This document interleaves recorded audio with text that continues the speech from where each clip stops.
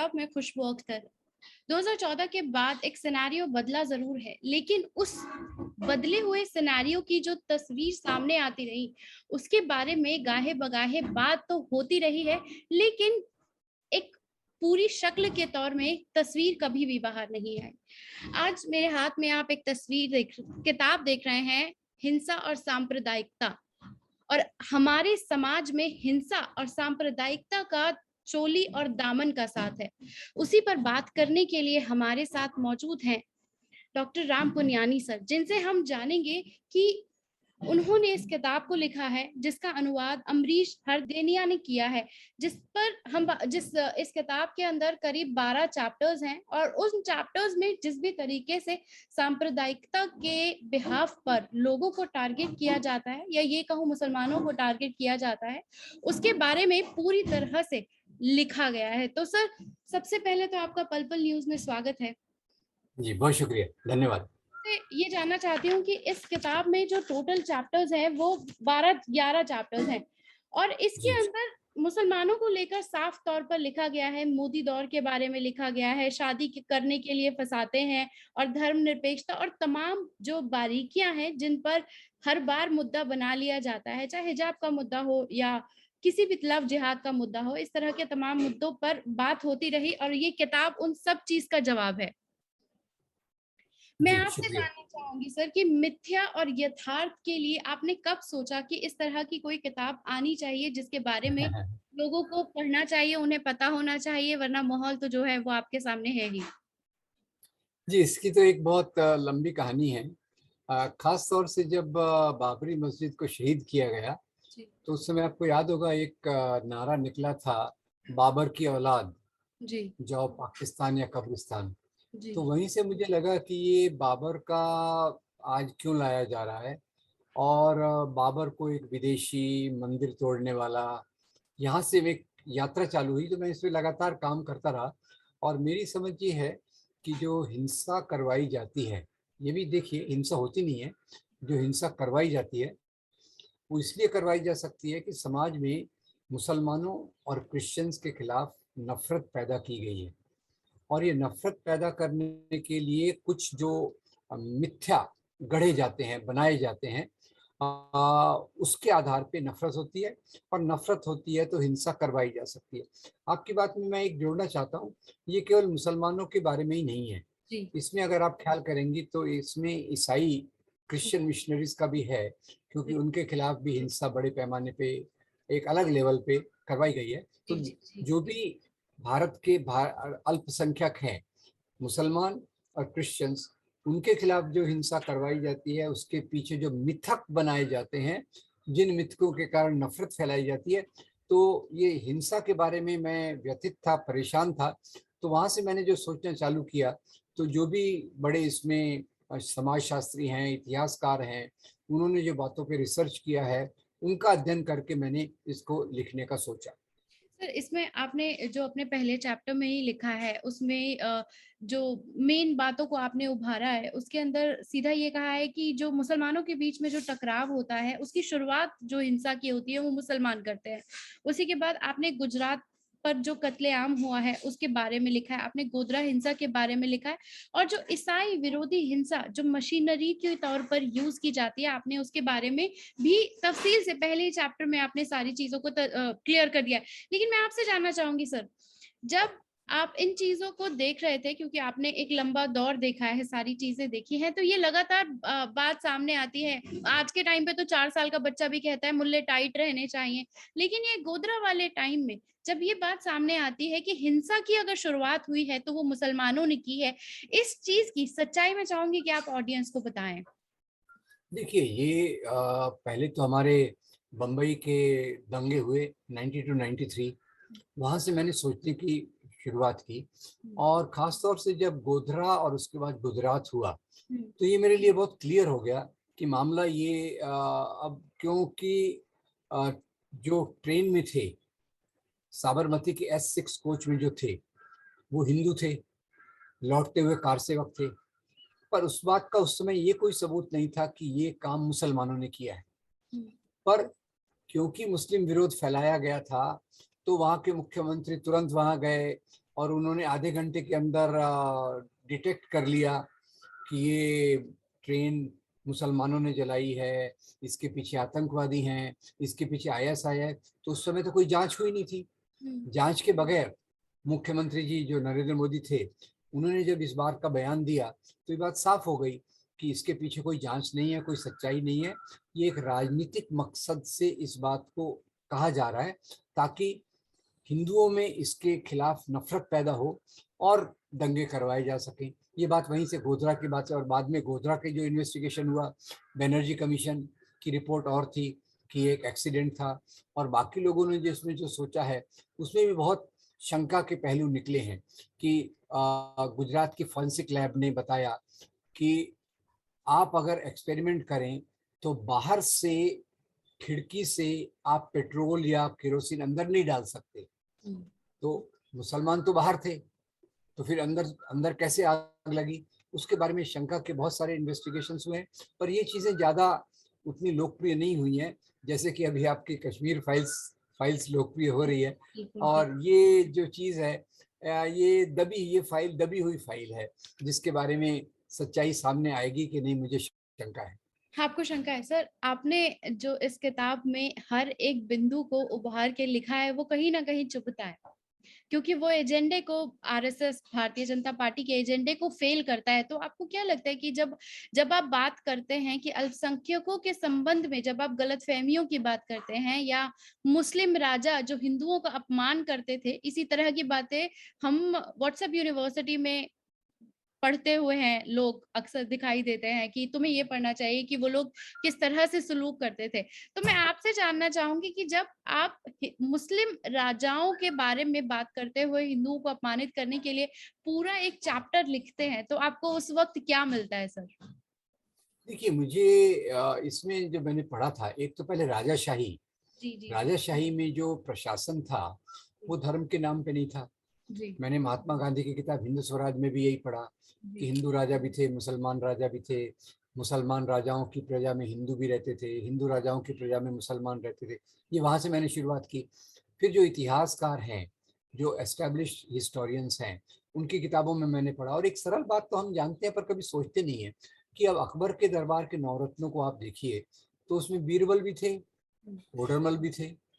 औरंगजेब के दरबार में आप देखिए तो राजा जय सिंह भी थे, जसवंत सिंह भी थे। हमारे छत्रपति शिवाजी महाराज को आप देखिए तो उनके साथ मौलाना हैदर अली भी थे, और रुस्तम जवान भी थे, दौलत खान भी थे। तो ये चीज़ें तो जो कॉमन सेंस की पढ़ी हुई हैं उसको मैंने गहराई में जानने की कोशिश की। और गहराई में जब मैं जाता गया तो एक एक चीज़ दिखती गई कि भाई इवन जो हल्दी घाटी की लड़ाई है, अकबर और राणा प्रताप, अब उसमें मजहब का कोई रोल ही नहीं था, क्योंकि अकबर की फौज में राजा मान सिंह उसकी लीडरशिप कर रहे थे, और राणा प्रताप की फौज में हकीम खान सूर और रामदेव, ये उनके दो बड़े सेनापति थे। तो हिंदू मुसलमान का मामला मुझे नहीं दिखा। तो उसी चीज को मैं, जो साइंटिफिक थिंकिंग है, रैशनल थिंकिंग है, तार्किक सोच है, और कॉमन सेंस से जो मैंने स्कूल में छोटा मोटा पढ़ा था, उसको मैं विस्तृत करता गया तो सच्चाई साफ में आने लग गई कि हिंदू बनाम मुस्लिम मामला नहीं है, ये एक राजा बनाम दूसरे राजा का झगड़ा है। अब जैसे आप औरंगजेब देखिए तो बीजापुर में जो दूसरे सुल्तान थे, मुसलमान थे, उनकी भी आपस में लड़ाई हुई। अब दोनों मुसलमान हैं, फिर लड़ाई क्यों कर रहे भाई? क्योंकि औरंगजेब को अपना राज्य विस्तार करना था, उसको अपना राज्य बताना था। शिवाजी महाराज के बारे में मैंने देखा, शिवाजी महाराज की पहली लड़ाई औरंगजेब के साथ नहीं हुई, पहली लड़ाई कोई उसकी दूसरे किसी के साथ नहीं हुई, उसकी लड़ाई हुई एक हिंदू राजा से, क्योंकि और शिवाजी को भी अपने राज्य का विस्तार करना था। तो हमारे दिमाग में जो बात आ गई है राजा यानी मजहब, वो गलत है। राजा यानी सत्ता, पावर, संपत्ति, वेल्थ, ये होता है। पर ब्रिटिश हिस्टोरियोग्राफी, अंग्रेजों ने जो हिस्टोरियोग्राफी इंट्रोड्यूस की, उसमें उन्होंने राजाओं को उनके धर्म के आधार पे प्रस्तुत किया, और उसके आधार पे नफरत फैलाने का एक सिलसिला चालू हुआ। जब हम इतिहास को कुरेदते हुए आपके अगले चैप्टर की तरफ बढ़ते हैं तो बहुत अहम बात हो रही है सर, भारत में इस्लाम। और तो और जब आप उसे, हम आगे पढ़ते हैं, पेज को पलटते हुए आगे बढ़ते हैं, तो वहां पर बात होती है कि तलवार की नोक पर इस धर्म को फैलाया गया। तो मैं आपसे जानना चाहूंगी, क्योंकि छुआछूत होते हुए सारी संप्रदाय व्यवस्थाओं के बारे में बात करते हुए आप भारत में इस्लाम के बारे में बात करते हैं, क्योंकि जब भी सत्य को जानना होता है तो इतिहास को कुरेदा जाता है, और जब आप सीधा बात भारत और भारत में इस्लाम की बात करते हैं तो आपने क्या पाया? क्योंकि आपकी किताब जो कह रही है वो कहीं ना कहीं चुभता तो है सर। देखिए, मेरी किताब ये कह रही है कि कोई भी राजा मजहब को फैलाने के लिए नहीं आता है। जी। राजा अपनी सत्ता को फैलाने आता है।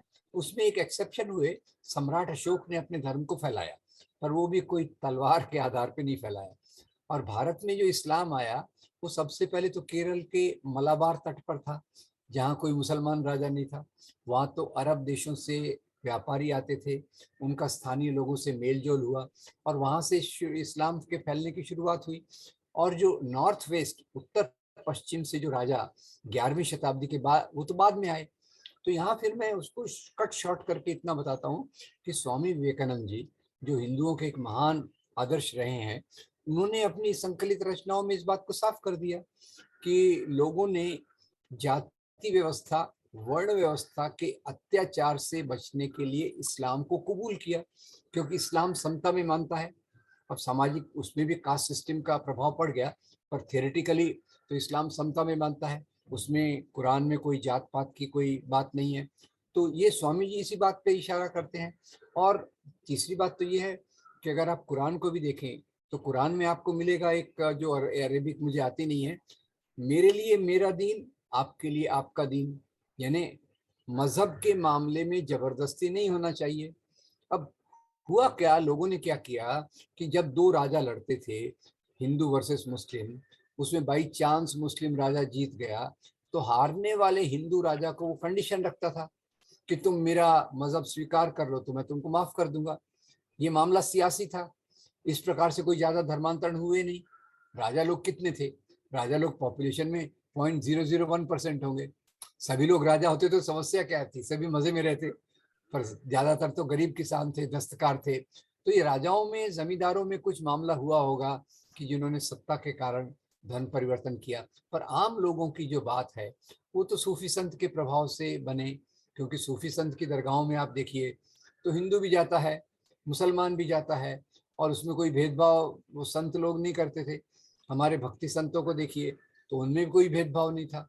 तो वहां से आपसी मेल जोल से ही भारत का इस्लाम फैला, जो मैंने थोड़ा सा विस्तार में बताने की कोशिश की है। इसी के बाद जब हम आगे बढ़ते हैं तो सीधी बात यहाँ पर आती है कि भारत एक हिंदू राष्ट्र है, और जो मुस्लिम हैं वो तुष्टीकरण, गांधी ने जिस मुसलमान को माना वो तुष्टीकरण कट्टर था। मैं आपसे जानना चाहूंगी कि जब आप 1300 साल तक जो भारत था वो गुलाम रहा, और उसके बाद जब आप हिंदू राष्ट्र भारत को बताते हैं और मुसलमान कट्टर हैं और तुष्टीकरण की जब बात आगे आती है, तो इस चीज को कैसे समझा जा सकता है? क्योंकि अगला चैप्टर जब आपने इसमें आगे बढ़ते हुए आप उसमें बता रहे हैं तो कहीं ना कहीं एक रोचकता आती है, एक गुस्सा आता है। जब तक आप पढ़ेंगे नहीं तब तक आप हल तक नहीं पहुंचते हैं, लेकिन जब आप इस तरह की चीजें पढ़ती है तो एक बार होता है हाँ यार वो ऐसा ही होगा, वो ऐसे ही है। तो कैसे देखते हैं सर आप इस कंक्लूजन पे आप कैसे पहुंचे? देखिए, एक तो पहली बात ये, जो देश की गुलामी को कैसे समझा जाए। जी। अब जो मुसलमान राजा थे वो तो हिंदू राजाओं के साथ मिलजुल कर राज करते थे, और वो यहाँ की संपत्ति बाहर नहीं ले गए। देश की गुलामी तब चालू होती है जब आपके यहाँ की संपत्ति को कोई राजा बाहर ले जाए, हम्म। और वो अंग्रेजों ने किया। हम्म। आप बाबर से लेकर तो बहादुर शाह जफर तक लीजिए, अलाउद्दीन खिलजी लीजिए, और गुलाम वंश के राजा लीजिए, कोई यहाँ की संपत्ति तो बाहर लेके नहीं गया। संपत्ति ले जाने वाले कौन थे? वो तो यहाँ अंग्रेज थे। तो यहाँ के लोगों की मेहनत की जो चीजें थी वो यहीं रही, तो वो गुलामी का दौर है ही नहीं। तो 1300 साल का जो पीरियड है वो गुलामी का दौर नहीं था। और इसी दौरान आप देखिए, हिंदू सुरक्षित था, भक्ति परंपरा का विकास हुआ, सिख धर्म का विकास हुआ, कोई गैर मुसलमान यहाँ डेंजर में था, खतरे में, जैसा आजकल कहा जाता है कि आजकल तो हिंदू खतरे में कहा जाता है। उस समय ना हिंदू खतरे में था ना मुसलमान खतरे में था, राजा लोग अपना राज्य कर रहे थे। तो इन्होंने जो देखने की प्रवृत्ति थी, ये अंग्रेजों के आने के बाद आई, कि जब उनको यहाँ राज करना था, संपत्ति बाहर ले जानी थी, तो फूट डालो और राज करो की नीति के चलते उन्होंने इस प्रकार की बातों को फैलाया, जिससे राजा को मजहब से जोड़ा गया और हिंदू मुस्लिम के बीच में विवाद पैदा करने में अंग्रेज सफल हुए। सर, विवादित अगर कहा जाए आपकी किताब को तो वो गलत नहीं होगा, क्योंकि सारी बात को बात करते हुए जब हम आते हैं तो वो राष्ट्रवादी मोदी जी के बारे में भी वो किताब कहीं ना कहीं कहती हुई दिखाई देती है।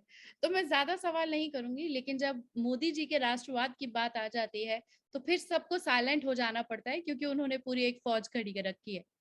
कैसे देखते हैं आप सर इसे? देखिए, अब यहाँ दो प्रकार के राष्ट्रवाद आपके सामने हैं। एक प्रकार का राष्ट्रवाद गांधी का राष्ट्रवाद है। जी। गांधी का राष्ट्रवाद सब लोगों को साथ में लेके चलता है। जी। गांधी का राष्ट्रवाद भारतीय संविधान में है, जो जी। सब लोगों को बराबर की नागरिकता देती है। जी। और मोदी और गोडसे और आरएसएस और संघ परिवार का जो राष्ट्रवाद है, जी। मोदी जी ने खुद कहा था, मैं एक हिंदू परिवार में जन्मा हूँ, मैं एक हिंदू हूँ और मैं एक राष्ट्रवादी हूँ, इसलिए मैं हिंदू राष्ट्रवादी हूँ। तो इसलिए ये दो प्रकार के राष्ट्रवाद हैं। गांधी जी भी हिंदू परिवार में जन्मे थे, पर उन्होंने कभी नहीं कहा कि मैं हिंदू राष्ट्रवादी हूँ। उन्होंने कहा मैं राष्ट्रवादी हूँ, मैं इंडियन हूँ, मैं वैसे ही राष्ट्रवादी हूँ जैसे मौलाना अबुल कलाम आजाद हैं या एनी बेसेंट हैं या सरदार बलदेव सिंह हैं। तो यहाँ ये दो प्रकार के राष्ट्रवाद है। जो मजहब के नाम का राष्ट्रवाद है वो पुराने सामंतवादी फ्यूडल राजाशाही के प्रिंसिपल्स को आज के समय पे लगाकर ऊंच नीच को कायम रखना चाहता है। समाज के बड़े लोगों को, संभ्रांत लोगों को, अपर कास्ट को पावरफुल बनाना चाहता है और लोअर कास्ट को एक गुलामी की तरफ ढकेलना चाहता है। सर, इसी के बाद जब हम आगे बढ़ते हैं तो अपने आप एक नया मसला हमारे सामने आ जाता है, और राष्ट्रवाद की एक नई तस्वीर अगर आप देखना चाहते हैं तो आपको कश्मीर फाइल्स देखनी होगी, जिसमें तमाम तथ्य और तमाम सच्चाइयों को वहां पर दिखाया गया है। तो सर, जब आपकी किताब भी जब कश्मीर मसले तक पहुंच गई है तो मैं आपसे जानना चाहूंगी कि कश्मीर नामा या कश्मीर फाइल्स की अगर हम बात करते हैं तो कितनी सच्चाई है और कितनी मिथ्या है? देखिए, ये किताब में मैंने वहां तक आया क्योंकि उस समय मुझे पता नहीं था कश्मीर फाइल्स नाम की किताब होगी। अगले एडिशन में कश्मीर फाइल्स का भी विश्लेषण मुझे करना पड़ेगा और उसमें मैंने क्लियर कट बताया है कि कश्मीर पहले इंडिपेंडेंट था, भारत आज़ाद हुआ, कश्मीर भी आज़ाद हुआ और कश्मीर के राजा हरि सिंह ने फैसला किया कि ना मैं इंडिया में मिलूंगा ना पाकिस्तान में मिलूंगा, वो इंडिपेंडेंट रहे। पर जिन्ना साहब ने सोचा ये तो मुस्लिम मेजॉरिटी है तो इसने पाकिस्तान में मिलना चाहिए। उन्होंने कश्मीर पे आक्रमण किया, कश्मीर के पास डिफेंस के लिए फौज नहीं थी, उन्होंने भारत को रिक्वेस्ट किया तो वहाँ आर्टिकल 370 आया, ट्रीटी ऑफ एक्सेशन आई और कश्मीर की ऑटोनॉमी का क्लॉज आया। क्लॉज क्या आया कि defence, communication, currency, external affairs यानी विदेश विभाग, सुरक्षा विभाग, संचार विभाग और वित्त विभाग ये केंद्र सरकार देखेगी, बाकी लोकल सरकार देखेगी।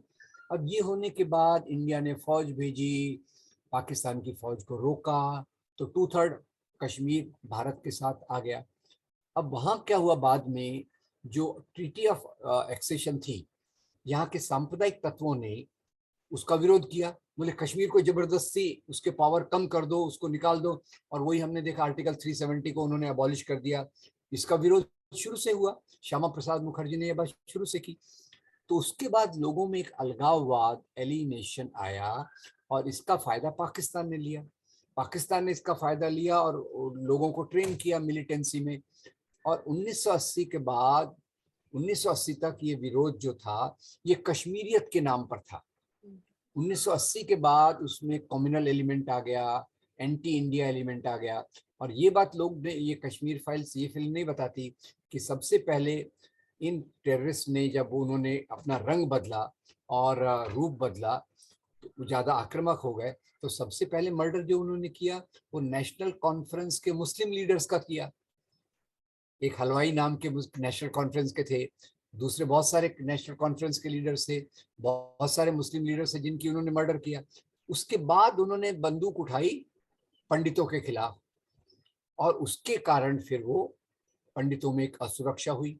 फिर बाकी लोग मिल गए और फिर वो मस्जिदों से उन्होंने बहुत गंदी बातें कही, लीफलेट्स निकाले, जिससे कश्मीरी पंडित डर गए। अब उस समय प्रशासन को, अभी ये कश्मीर फाइल्स जो भी फिल्म है, ये एक तो नेशनल कॉन्फ्रेंस, दूसरा कांग्रेस और तीसरा मुसलमानों को बदनाम करना चाहती है। तीनों चीजों को आप देखिए, सबसे पहले जो मर्डर्स हुए मुसलमानों के हुए। आरटीआई की जो इंक्वायरी आई है उसमें मैं रफली बताऊंगा, आरटीआई की इंक्वायरी के हिसाब से टेररिस्ट लोगों ने 1500 लोगों को मारा, उसमें 250 पंडित, 700 मुसलमान और 300 सिक्योरिटी कर्मी है। तो ये दूसरी बात देख लीजिए। और स्थानीय मुसलमान और हिंदुओं के ताल्लुकात बहुत अच्छे थे। शुरू में पंडितों को कभी लगा भी नहीं कि वो परमानेंटली जा रहे हैं, अपने घरों की चाबियां पड़ोस के मुसलमानों को देकर गए। अब वो जाएं भी क्या, कई लोगों कह रहे थे उनको मत जाओ, पर उस समय केंद्र में सरकार किसकी थी? वीपी सिंह की। गृह मंत्री कौन थे? मुफ्ती मोहम्मद सईद।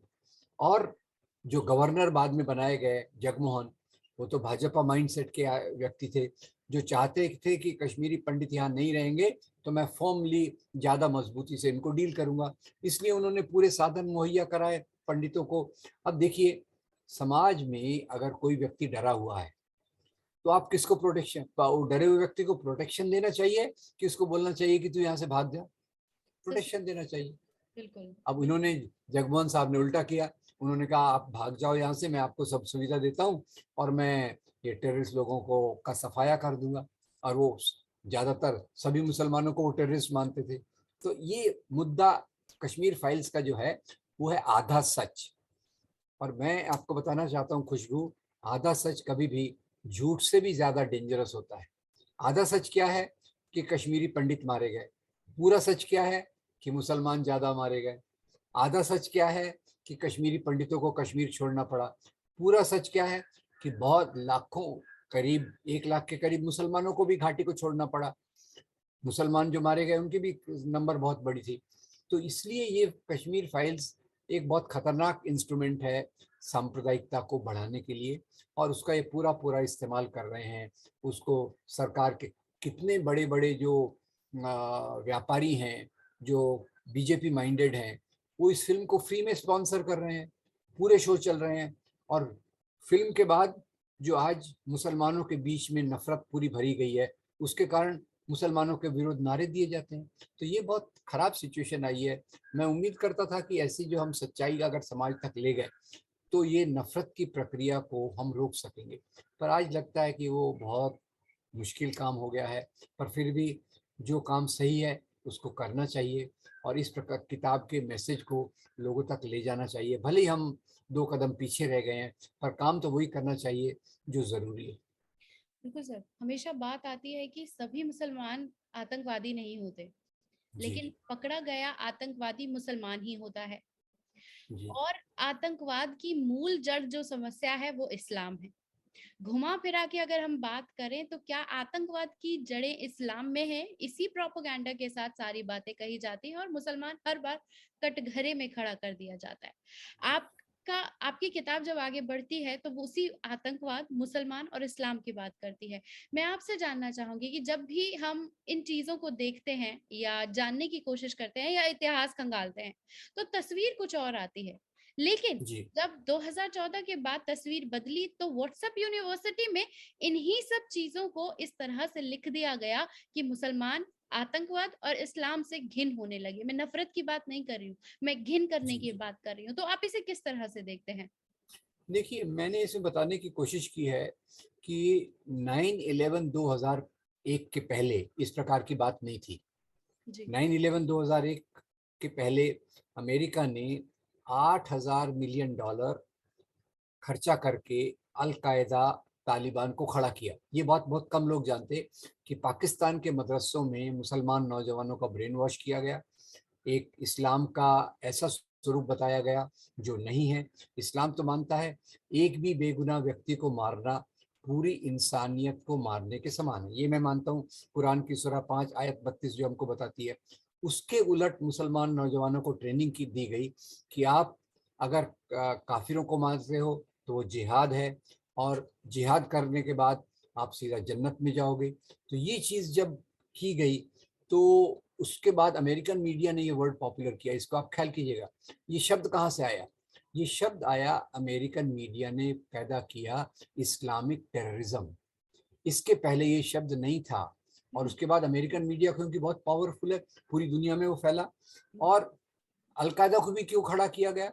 क्योंकि रशिया और अमेरिका में आज जैसे चल रहा है, पहले 1990s में और ज्यादा था। उस समय तेल के कुओं पर कब्जा जमाने के लिए अमेरिका पूरी कोशिश कर रहा था। रशियन आर्मी ने अफगानिस्तान पर कब्जा कर लिया था।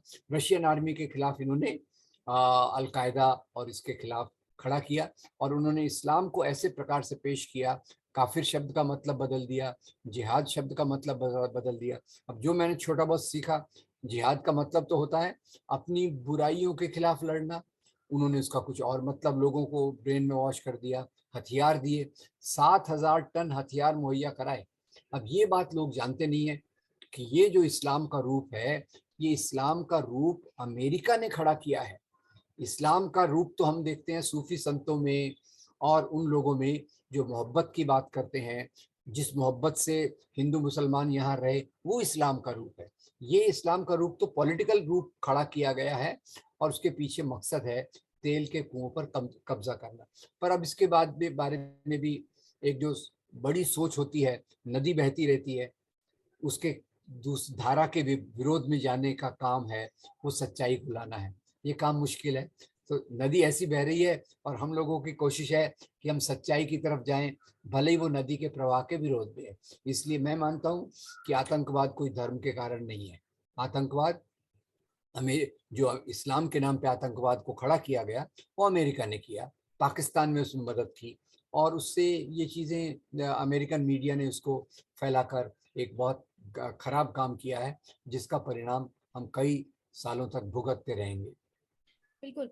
वर्तमान सांप्रदायिकता की अगर हम बात करते हैं तो उसके लिए आप लोगों को इस किताब को पढ़ना होगा, क्योंकि ये किताब हर वो अनछुए पहलू पर बात करती है जिसके बारे में आप सोचते तो जरूर होंगे लेकिन जवाब नहीं मिलते होंगे। जब आप इस हिंसा और सांप्रदायिकता में तथ्य और मिथ्या के बीच में जब आकर आप इन किताब पन्नों को खंगालेंगे तो आपको गौमांस भी मिलेगा, तैमूर पर फैलाई गई हिंसा के बारे में भी बात की जाएगी, इस्लाम के बारे में भी बात की जा रही है, और मुसलमान क्या आतंकवादी होता है या नहीं होता, या मुसलमान ही आतंकवादी क्यों होता है, उसके जवाब भी आपको मिल जाएंगे। लोग अक्सर बात करते हैं कि कश्मीर फाइल्स पे तो फिल्म बन गई, गोधरा कांड पे बनेगी, अगर इसका भी आप जवाब चाहते हैं तो आपको ये किताब पढ़नी पड़ेगी। सर, हमसे बात करने के लिए बहुत बहुत शुक्रिया। एक ही बात बता दूं आखिर में, किताब का मैं प्रकाशक तो नहीं हूँ, पर ये अमेजोन पे अवेलेबल है। जी। अमेजोन पे अवेलेबल है, तो जो लोग चाहें तो वहाँ से वो प्राप्त भी, यानी जनरली इसको ऐसी किताबों का मिलना भी मुश्किल होता है, पर फॉर्चुनेटली ये अमेजोन पे है, तो लोग जो लोग चाहें गहरा सच्चाई की गहराई तक जाने, वो इसको वहाँ से प्राप्त कर सकते हैं।